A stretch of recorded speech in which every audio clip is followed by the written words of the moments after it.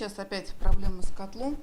Не поднимается температура, потому что низкая подача газа. Этим утром Лилия Сагдеева с трудом встала с кровати. Дома было невыносимо холодно. За окном почти минус 30, внутри чуть больше 10 градусов. Оказалось, замерзла газовая труба. Следом встал и отопительный котел. Сейчас морозы, и это очень страшно, потому что я обратно на электричество подключиться я не могу. Вырубался котел, и все, прекращалось отопление. С такой же проблемой столкнулась и Хатуна Федотова. Пока выручает электрический обогреватель. У нас проблема одна и та же.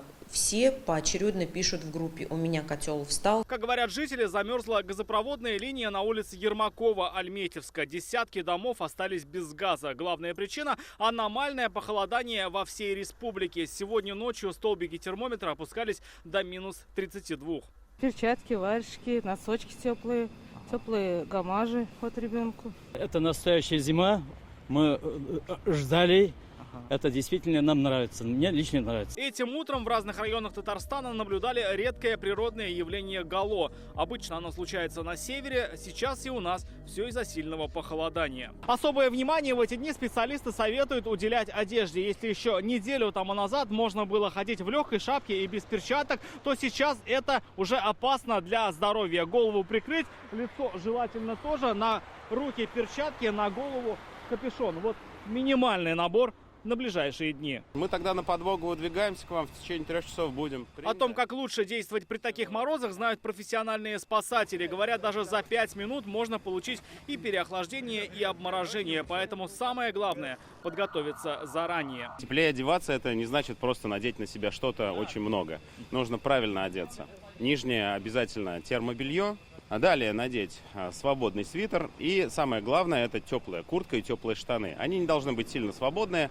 Желательно, чтобы они были по размеру, но в то же время не сильно прилегающие к телу. Из-за сильных морозов в Татарстане уже отменили субботние сельскохозяйственные ярмарки. Овощи, фрукты и молочные продукты замерзнут под угрозой отмены и занятия в школах. На селе у начальных классов при минус 23 градусах, в средней школе при минус 25, у старших классов при минус 30. В городе должно быть на 2 градуса холоднее. Сегодня уроки отменять не стали. Одновременно с этим Министерство образования и науки Республики Татарстан рекомендует приостановить перевозку детей школьными автобусами и выезды детей за пределы муниципальных образований при температуре наружного воздуха минус 25 градусов и ниже.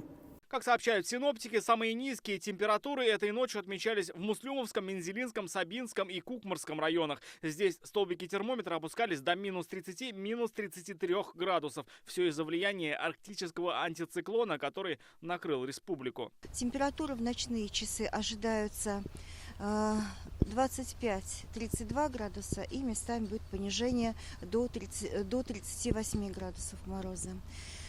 Днем максимальные температуры минус 21, минус 28 градусов. И это примерно на 20 градусов ниже нормы. По данным гидрометцентра, в последний раз такие аномальные холода в Татарстане наблюдали в декабре 2012 года. Сейчас такая морозная погода в республике продержится как минимум неделю.